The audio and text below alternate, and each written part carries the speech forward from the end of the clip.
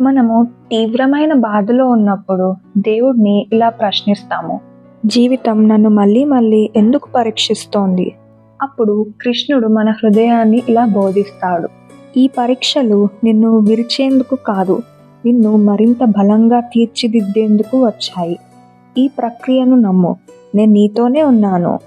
దీని అర్థం ఏమిటంటే, జీవితంలో మళ్ళీ మళ్ళీ ఎదురయ్యే కష్టాలు శిక్షలు కావు.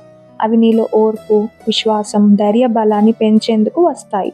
ఇప్పుడు నొప్పిగా అనిపిస్తున్నది రేపు నిన్ను ఎత్తైన లక్ష్యానికి సిద్ధం చేస్తోంది. ఉదాహరణకు, బంగారాన్ని అగ్నిలో శుద్ధి చేసే విధంగా ఆలోచించు. బంగారం అగ్నిలో వేస్తే అది కరుగుతున్నట్టు, నాశనం అవుతున్నట్టు కనిపిస్తుంది. కానీ ఆ అగ్ని బంగారాన్ని హాని చేయదు. దానిలోని చెడును తొలగించి అది మరింత స్వచ్ఛంగా, విలువైనదిగా మారుస్తుంది.